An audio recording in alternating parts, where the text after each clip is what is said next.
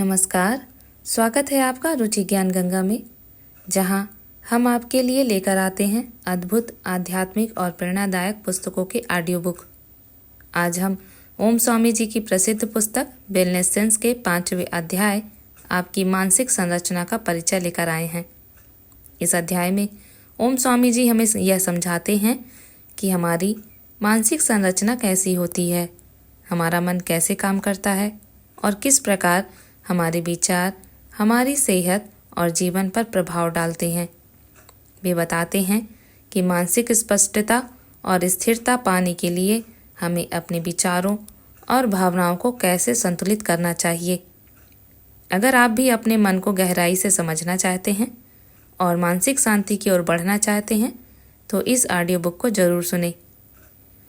Video को like करें, share करें और हमारे चैनल को सब्सक्राइब करना ना भूलें। अपनी राय और अनुभव हमें कमेंट में ज़रूर बताएं।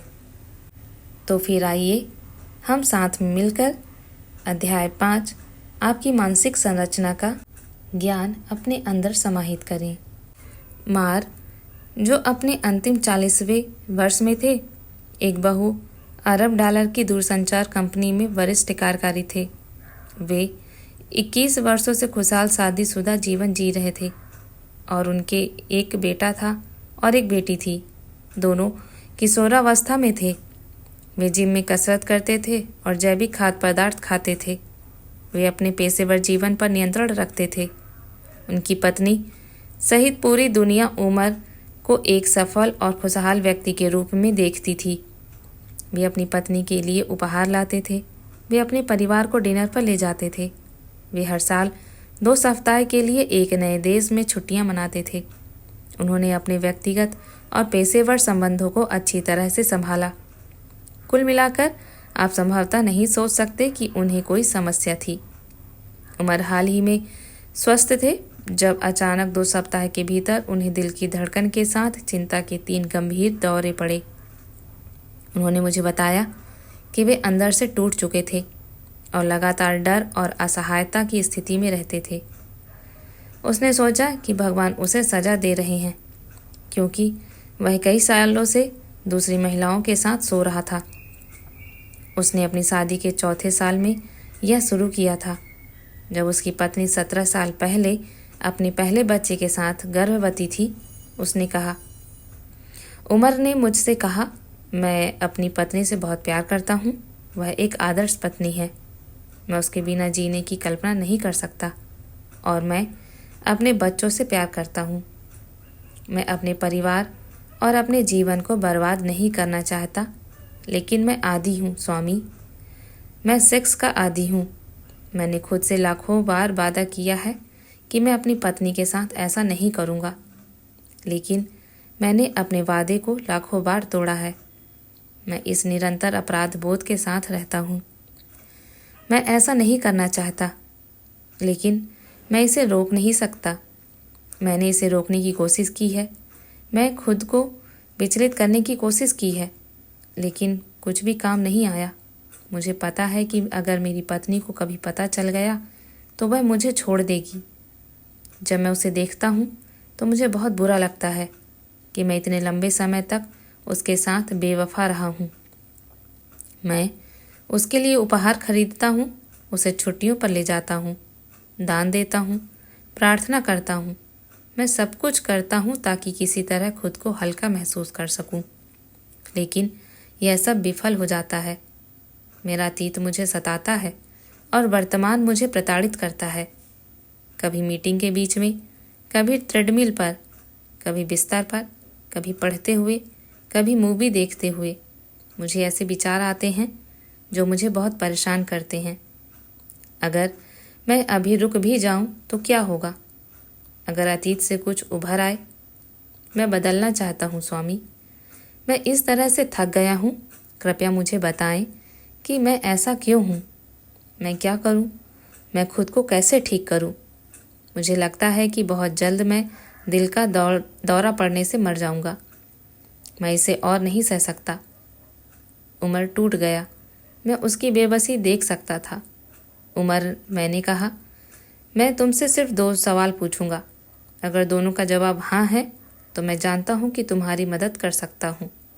यदि नहीं तो आपको एक चिकित्सक से मिलना होगा। कुछ भी स्वामी। क्या आपके पिता एक आक्रामक व्यक्ति थे? और क्या आपकी माँ ने उनकी आक्रामकता को सहन किया? हाँ स्वामी, कभी कभी वह जवाब देती थी, लेकिन यह हमेशा एक गलती थी, क्योंकि पहले मेरे पिता उन पर चिल्लाते थे और फिर उन्हें दंडित करने के लिए लगातार कई दिनों और हफ्तों तक पीछे हट जाते थे। घर का माहौल बेहद तनावपूर्ण और असहनीय होता था। ठीक है उमर, मुझे पता है कि हमें क्या करना है। मैं कोई मनोवैज्ञानिक या चिकित्सक नहीं हूँ, लेकिन मैं आपको बता दूं कि आपको एक सख्त शाकाहारी बनना होगा और आपको एक निश्चित प्रकार का ध्यान करना होगा। मैं वादा करता हूँ कि आप 3 महीने के भीतर परिणाम देखेंगे। उमर ने मुझे हर 2 हफ्ते में प्रगति रिपोर्ट के साथ ईमेल किया। 3 महीने बाद उसने फिर मुझे देखा और कहा कि उसने कभी इतना हल्का, ऊर्जावान, शांत या खुश महसूस नहीं किया था।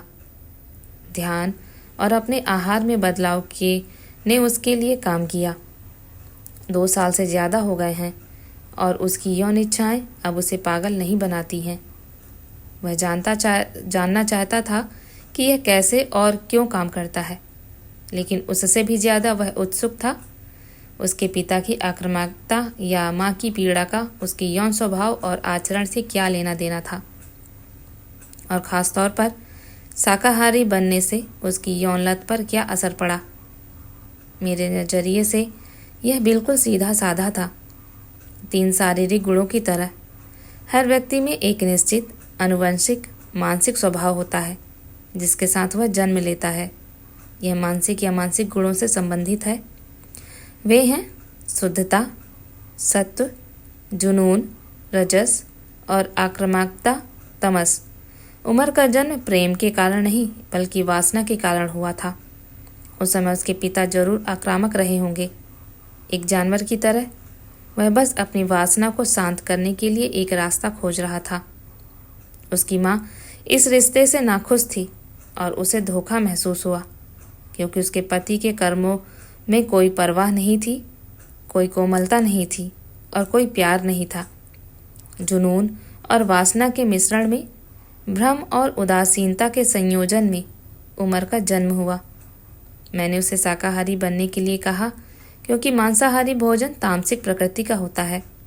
हालांकि मैंने कई शाकाहारियों को इसी तरह की समस्याओं से जूझते देखा है, लेकिन मैं खास तौर पर चाहता था कि उमर ऐसी किसी भी चीज़ से दूर रहे जो उसे उसके आनुवांशिक स्वभाव को मजबूत करे।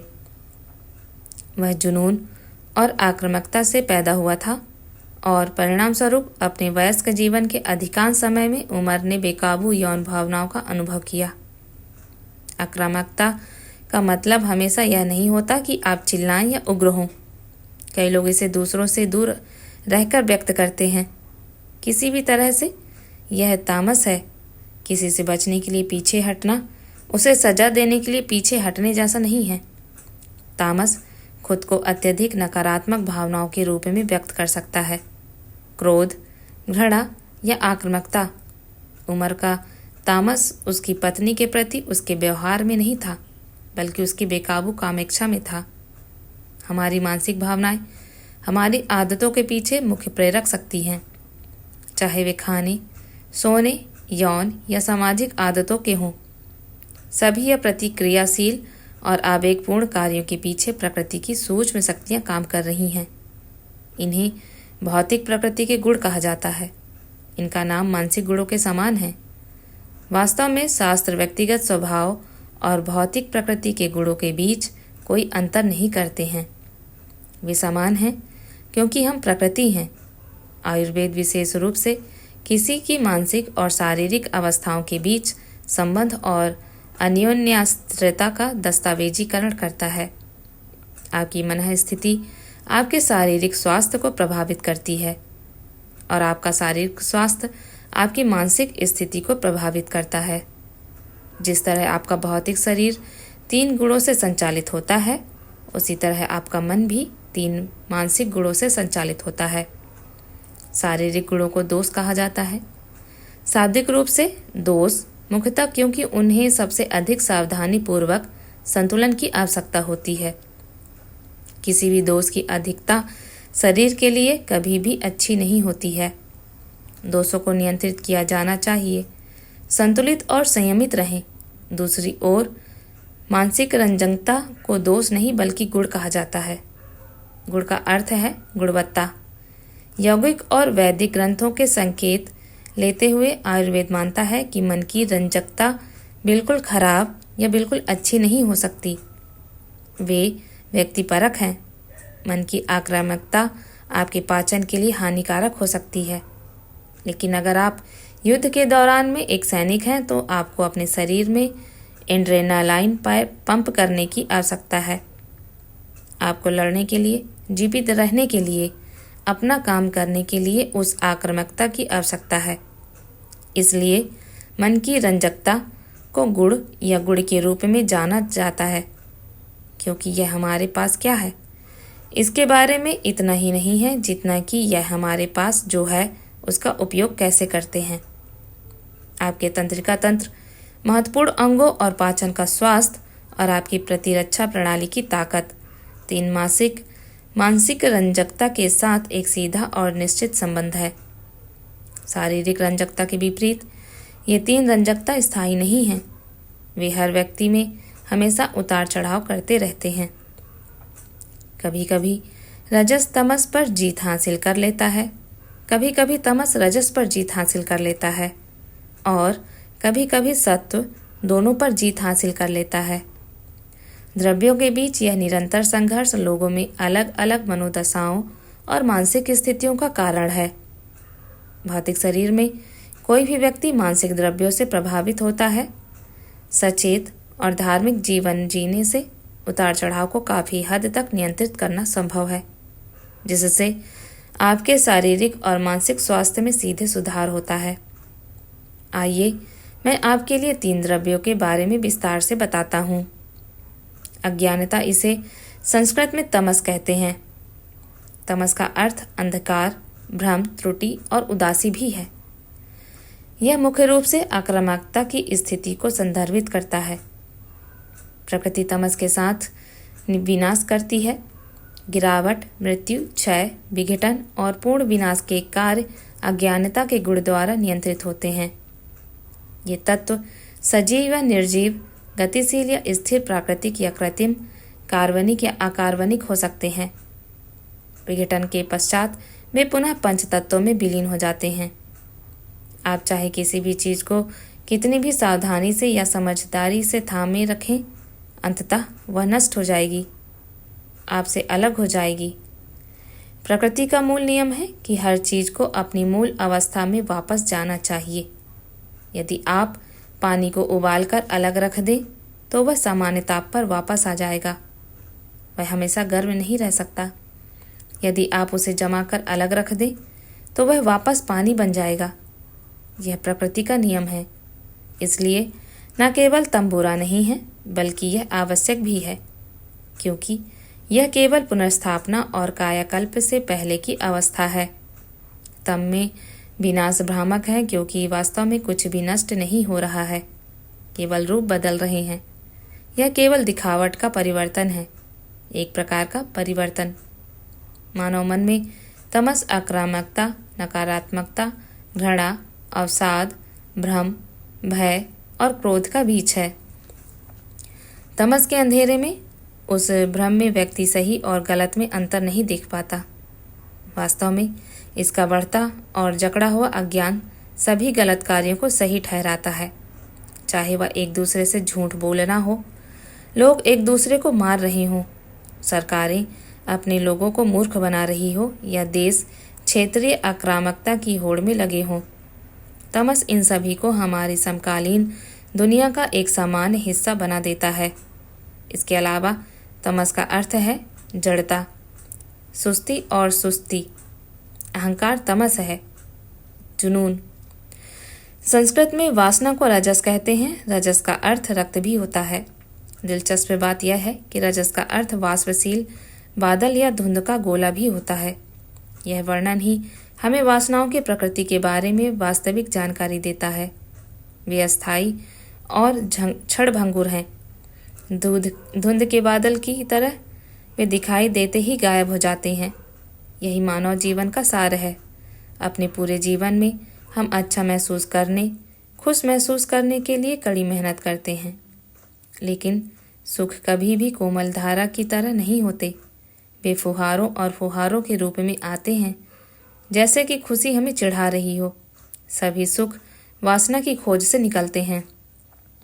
अपनी मेज पर बैठा लेखक, मैदान पर एथलीट, अपनी प्रयोगशाला में वैज्ञानिक और अपनी पेंटिंग के साथ कलाकार, वे सभी अपने जुनून का पीछा करने में एक निश्चित आनंद प्राप्त करते हैं। हर बार जब कोई जुनून पूरा होता है तो हमें खुशी की एक झलक मिलती है। मस्तिष्क में एक न्यूरोट्रांसमीटर फायर होता है और यह अच्छा लगता है। खुशी और उल्लास का यह छोटा सा अनुभव कुछ समय बाद खत्म हो जाता है और फिर हम फिर से जुनून का पीछा करना शुरू कर देते हैं। किसी ऐसे व्यक्ति के बारे में सोचने जो जुनून से अभिभूत है और यौन क्रिया में संलग्न है। जैसे ही वे समाप्त होते हैं, यह पूरी तरह से गायब हो जाता है। जुनून चला जाता है। इच्छाओं की नदी में तेज गति से बहने वाली धाराएं शांति और संतुलन के कोमल समुद्र में बहती हैं। जब तक वे वापस नहीं आ जाते, तब तक यह जुनून की प्रकृति है। यह क्षणिक है, यह अल्पकालिक है, यह अस्थायी है। रजस अज्ञान और अच्छाई के बीच में बैठता है, क्योंकि जुनून की उत्तेजना के दौरान व्यक्ति अज्ञान या अच्छाई की ओर झुक सकता है। जब किसी के जुनून पर अज्ञान हावी हो जाता है तो वह आसानी से दूसरे व्यक्ति को नुकसान पहुंचा सकता है या किसी की जान भी ले सकता है। लेकिन जब अच्छाई जुनून पर हावी हो जाती है तो कोई दूसरे व्यक्ति को बचाने के लिए अपनी जान जोखिम में डालकर समुद्र में भी कूद सकता है। जुनून जब वश में हो जाता है और नियंत्रित हो जाता है तो व्यक्ति में असाधारणता सामने आती है। ऐसा व्यक्ति आविष्कारक, वैज्ञानिक, गणितज्ञ, उपदेशक, कलाकार, संगीतकार, शांति कार्यकर्ता या प्रशासनिक अधिकारी बन सकता है। जब इसे चैनल किया जाता है तो यह ऊर्जा व्यक्ति को असाधारण अवशोषण, एकाग्रता और दृढ़ता प्रदान करती है। तथ्य यह है कि रजस शब्द का अर्थ रक्त भी है। यह दर्शाता है कि प्रत्येक व्यक्ति में कुछ जुनून होता है। जैसे कि हर किसी के शरीर में रक्त होता है, हर कोई अपने जुनून की खोज नहीं कर पाता है। हालांकि प्रत्येक व्यक्ति में कुछ प्रतिभाएं और जुनून छिपे होते हैं। यह उनके खून में होता है। यह केवल उन्हें बाहर लाने की बात है। प्रकृति रजस के साथ सृजन करती है, इसलिए आपके सूक्ष्म जगत में भी रचनात्मकता जुनून का एक कार्य है। रजस क्षणभंगुरता, इच्छा और क्रिया का प्रतिनिधित्व करता है। शुद्धता को संस्कृत में सत्व कहा जाता है। सत्य का अर्थ अच्छाई, प्रकाश और ज्ञान भी है, लेकिन सबसे महत्वपूर्ण बात यह है कि इसका अर्थ है आपका जन्मजात स्वभाव, आपका मूल स्वरूप, आपका अंतर्निहित स्वभाव शुद्ध आनंद और प्रकाश है। कल्पना कीजिए कि आप अपने हाथों में एक छोटा सा दीपक छिपा रहे हैं और आप एक अंधेरे कमरे में चले जाते हैं। जैसे ही आप अपने हाथ खोलेंगे, पूरा कमरा रोशन हो जाएगा। आपके हाथों की रोशनी ने अंधेरे को दूर कर दिया है। लेकिन क्या होगा अगर आप अपने बंद हाथों में थोड़ा सा अंधेरा छिपाते हुए एक रोशन कमरे में चले जाएं? जब आप अपने हाथ खोलेंगे तो कमरा अंधेरा नहीं होगा, चारों तरफ रोशनी होगी, क्योंकि प्रकाश प्रकृति का धर्म है, यह प्रकृति का तरीका है। इसी तरह हमारा अपना असली स्वभाव प्रकाश और आनंद है। अगर हम अपने जुनून और अज्ञान के प्रति जागरूक हो जाते हैं तो वे अपने आप कमजोर हो जाते हैं, क्योंकि सत्व जागरूकता से बढ़ता है। वास्तव में यौगिक और आयुर्वेदिक ग्रंथों में ज्ञान, विज्ञान, संयम, स्मृति और एकाग्रता को मानसिक विकारों के असंतुलित मानसिक विकारों के लिए मारक और उपचार के रूप में वर्णित किया गया है। इन पांचों में से प्रत्येक सत्य को मजबूत करता है। ऋषि चिकित्सक चरक ने स्पष्ट किया है कि अज्ञानता और जुनून दोष हो सकते हैं और इसलिए किसी व्यक्ति के शारीरिक और मानसिक स्वास्थ्य के लिए हानिकारक हो सकते हैं, लेकिन सत्व कभी भी हानिकारक नहीं हो सकता है। सत्व मानसिक और भावनात्मक संतुलन का प्रतिनिधित्व करता है। प्रकृति सत्व से बनी रहती है। यदि प्रकृति संतुलन से बाहर हो जाती है तो दुनिया का अस्तित्व समाप्त हो जाएगा। यदि रजस आनंद और खुशी है तो सत्व खुशी और आनंद है। सत्व रजस और तम के बीच निरंतर खेल और प्रतिस्पर्धा मूड भावना और विचारों के प्रवाह में बदलाव लाती है। तमस रोग का कारण बनता है, रजस उसका उपचार करता है और सत्व पीड़ित को ठीक करता है। सत्व स्थिरता, शांति, स्पष्टता और संतुलन का प्रतिनिधित्व करता है। कल्पना करें कि कोई व्यक्ति आपको परेशान करने के इरादे से आप पर आक्रामक तरीके से चिल्लाता है। यदि तब आप उस व्यक्ति को शारीरिक रूप से प्रताड़ित करने या नुकसान पहुंचाने के बारे में सोचते हैं तो इसका मतलब है कि तमस प्रबल है, यह आपको नियंत्रित कर रहा है। उसी स्थिति में यदि आपको लगता है कि आपकी आक्रामक भावनाएं उमड़ रही हैं लेकिन आप दूसरे व्यक्ति पर चिल्लाते नहीं हैं तो रजस ने तमस पर विजय प्राप्त कर ली है। हालांकि यदि आपको कोई नकारात्मकता या आक्रामकता महसूस नहीं होती है तो आपको उस व्यक्ति को जवाब देने का मन नहीं करता है और न ही आपको अपनी प्रतिक्रिया को रोकना पड़ता है। सरल शब्दों में आप अप्रभावित रहते हैं। इसका मतलब है कि आपकी अच्छाई की विधा सत्व ने तमस और रजस दोनों पर विजय प्राप्त कर ली है। हमारे मानसिक और शारीरिक भावों का हमारे शरीर में ऊर्जा प्रवाह और पाचन अग्नि के साथ एक जटिल संबंध है। वैदिक ग्रंथों में अग्नि के कई प्रकार बताए गए हैं, खासतौर पर ज्ञान की अग्नि, ज्ञान अग्नि, इंद्रियों की अग्नि, दर्शन अग्नि, जुनून की अग्नि, काम अग्नि और प्रेम की अग्नि, प्रेम अग्नि। हमारे लाभ के लिए या हमारे नुकसान के लिए ये वो अग्नि हैं जो हमें गर्म करती हैं, बदलती हैं, ढालती हैं और आकार देती हैं। जब इन्हें रोका नहीं जाता तो ये हमें जला भी सकती हैं। हमारी दुनिया में ज़्यादातर लोग इनमें से एक या ज़्यादा अग्नि में जल रहे हैं। ज़्यादा पैसे कमाने, मशहूर होने, पहचाने जाने, कुछ अपना बनाने, किसी के पास होने, कुछ बनने और ज़्यादा करने की अग्नि। ये अग्नि पहले हमें गर्मी देती है, फिर हमें सुखा देती है और फिर हमें जला देती है। ये मानसिक अग्नि हमारे मानसिक मूड में उतार चढ़ाव से पैदा होती है। ये हमारे शरीर में मौजूद अग्नि को सीधे प्रभावित करती है, जिससे हमारा स्वास्थ्य और सेहत प्रभावित होती है। मानव शरीर में 13 अग्नि होती है जो अंगों और ऊतकों में और सेलुलर और आणविक स्तर पर विभिन्न चयापचय कार्यों को नियंत्रित करती है। इनमें से 4 पाचन अग्नि प्रमुख हैं, वे बाकी को नियंत्रित करती हैं। पाचन अग्नि के 4 प्रकार। अग्नि अच्छे और बुरे में भेद नहीं करती, यह किसी भी चीज को अस्वीकार नहीं करती। लकड़ी के घर में चिमनी की कल्पना करें जो अच्छी तरह से जलाई और गर्म हो। अंगारे चमक रहे हैं और लकड़ी जल रही है। अगर यह आग नियंत्रण से बाहर हो जाती है तो यह घर को जला देगी। आग जलाऊ लकड़ी और घर में इस्तेमाल होने वाली लकड़ी में अंतर नहीं करती। भेदभाव की इसी तरह की कमी पाचन अग्नि की एक महत्वपूर्ण विशेषता है। सबसे पहले यह पेट में तरल पदार्थ जलाती है, फिर यह ठोस पदार्थ को जलाती है। अगर यह कम नहीं होती है तो यह पहले शरीर के महत्वपूर्ण तरल पदार्थ अपा और फिर जीवन शक्ति प्राण को जलाती है। व्यक्ति अम्लीय महसूस करता है, नाराजगी से पीड़ित होता है और प्यासा और निर्जलित हो जाता है। पाचन अग्नि शरीर को तभी मदद करती है जब इसे नियंत्रित और प्रबंधित किया जाता है। आयुर्वेद में भौतिक शरीर में अग्नि को जठरा अग्नि कहा जाता है। जठरा का अर्थ है पेट और अग्नि का अर्थ है आग। यह हर जीवित प्राणी को भोजन पचाने में मदद करती है। वेदों ने इसे वैश्वानर नाम दिया है। इसका अर्थ है सार्वभौमिक, पवित्र और सूर्य।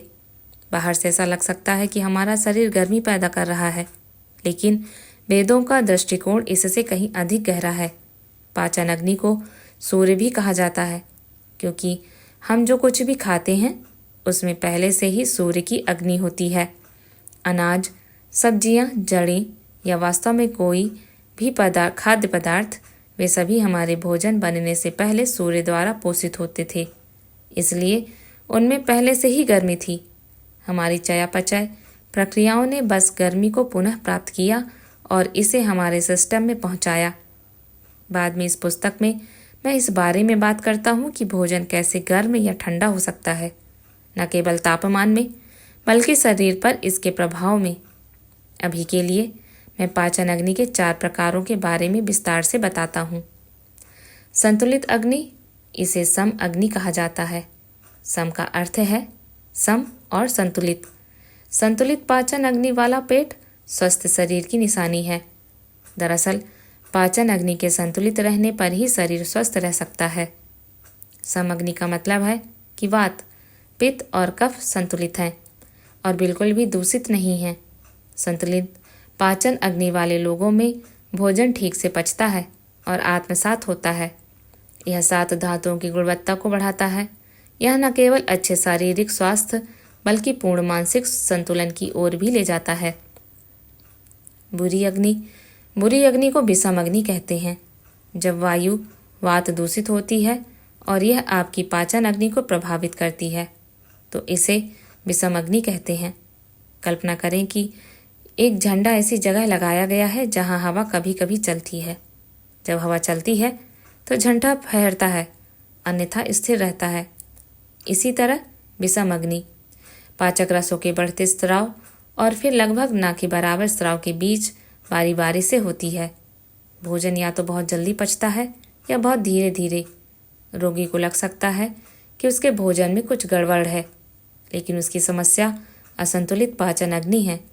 इससे दस्त, पेचिश, पेट में अल्सर, पेट में गुड़गुड़ाहट, पेट फूलना और डकारें आ सकती हैं।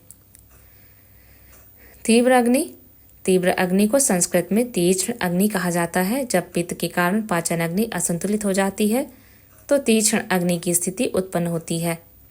तीक्ष्ण शब्द का अर्थ है अम्लीय भी होता है। यह अग्नि विशेष रूप से अम्लीय प्रकृति की होती है। चाहे किसी भी प्रकार का भोजन किया जाए, यह जल्दी पच जाता है। तीक्ष्ण अग्नि से पीड़ित व्यक्ति को भोजन करने के तुरंत बाद फिर से भूख लगने लगती है। जैसे ही भोजन पचता है, उसका गला, मुंह और होंठ सूख जाते हैं। उसकी छाती और पेट में जलन होती है जो उसके शरीर की शक्ति को छीन लेती है। तीक्ष्ण अग्नि मूत्र में असामान्यता, पेट दर्द, हाइपर एसिडिटी और चक्कर आने का कारण बन सकती है। कुछ मामले में यह हेपेटोमेगाली या हेमेटोमा का कारण भी बन सकता है। धीमी आग को मंदाग्नि कहते हैं। जब विक्षिप्त कफ पाचन अग्नि को प्रभावित करता है तो यह मंदा अग्नि बन जाती है। मंदा का मतलब है धीमा। मंदाग्नि से पीड़ित व्यक्ति को औसत व्यक्ति की तुलना में बहुत कम बीमारियां होती हैं और तब भी वह भोजन की सबसे छोटी मात्रा को पचाने में असमर्थ होता है। वह विशेष रूप से डेयरी उत्पादों के प्रति असहिष्णु होता है और पेट और सिर में भारीपन महसूस करता है। यह एक बहुत ही अस्वास्थ्यकर स्थिति है। अपचित भोजन विषाक्त पदार्थ पैदा करता है जो श्वास नली के माध्यम से ऊपर उठता है, जिससे यह अस्थायी रूप से सूज जाता है, सांस लेने में कठिनाई और अन्य समस्याएं पैदा करना। यह अस्थमा, ब्रोंकाइटिस, खांसी, मतली और थकान का प्राथमिक कारण है। मंदाग्नि से पीड़ित रोगी अनियमित मल त्याग से पीड़ित होते हैं और वे अधिक लार के कारण सोते समय भी लार टपकाते हैं। सत्य द्वारा शासित लोगों में आमतौर पर एक संतुलित अग्नि होती है। रजस की प्रधानता वाले लोगों में या तो दुष्ट या तीव्र अग्नि होती है, जो उनके शरीर में वात की स्थिति पर निर्भर करती है। अधिक तमसा वाले लोगों में धीमी अग्नि होती है। हम या तो अपने मानसिक मूढ़ों को संरेखित कर सकते हैं और अपनी शारीरिक बीमारियों को ठीक कर सकते हैं, या हम अपनी जीवन शैली बदल सकते हैं और अपने मानसिक कष्टों को शांत कर सकते हैं। कोई भी विकल्प परस्पर अन्य नहीं है। यौगिक शास्त्र पूर्ण स्वास्थ्य प्राप्त करने के लिए मानसिक और नैतिक अनुशासन का निर्माण करने की वकालत करते हैं। दूसरी ओर आयुर्वेद बाहरी प्रभाव को आंतरिक पर केंद्रित करता है। यह खुश और स्वस्थ महसूस करने के लिए बाहरी अनुशासन को प्रोत्साहित करता है। यह दर्शाता है कि भोजन हमें कैसे बदल सकता है। आयुर्वेद कहता है कि व्यक्ति को अपने संविधान के अनुसार भोजन का सेवन करना चाहिए। जब हम ऐसा करते हैं तो हमारी प्रकृति के साथ तालमेल बिठाने लगती है और हम जो खाना खाते हैं उससे स्वास्थ्य और सामंजस्य बेहतर होता है। हर खाने में एक खास गुण होता है जो हमारे स्वास्थ्य को प्रभावित करता है। जैसे हमारे शारीरिक और मानसिक स्वभाव होते हैं, वैसे ही खाने में भी कुछ ऐसा ही होता है। हर प्राकृतिक खाने में एक जीवंत ऊर्जा होती है। यह हमारे खाने का रहस्यमय पहलू है। यही कारण है कि अंगूर और गेहूं का किण्वन एक जैसा नहीं होता। भले ही दो खाने के पाचन के 4 चरणों में एक जैसे स्वाद हो, लेकिन इसका मतलब यह नहीं है कि आपके दिमाग पर उनका एक जैसा असर होगा। थोड़े समय में ऐसा लग सकता है कि आपके शरीर पर उनका एक जैसा असर होगा, लेकिन आखिरकार यह आपके दिमाग पर उनका असर ही है जो आपके शरीर के लिए नतीजे तय कर देगा। खाने से आपकी आनुवांशिक प्रवृत्ति में जोश या उत्तेजना आती है। आप जो खाना खाते हैं और जिस तरह से खाते हैं उससे आपके शरीर और मानसिक स्वास्थ्य पर बहुत फर्क पड़ता है। नहीं, मैं आपसे शाकाहारी बनने के लिए नहीं कह रहा हूँ। मैं तो बस आपको भोजन के बारे में एक नया नज़रिया दे रहा हूँ। अगर आपको हमारा यह प्रयास पसंद आ रहा है तो कृपया करके हमारे चैनल को सब्सक्राइब करें, ऑडियो बुक्स को लाइक करें तथा अपने परिजनों के साथ शेयर करें। अपनी प्रतिक्रिया हमें कमेंट बॉक्स में ज़रूर दें। आपके समर्थन और सहयोग से ही आगे की आध्यात्मिक यात्रा संभव हो सकेगी। धन्यवाद।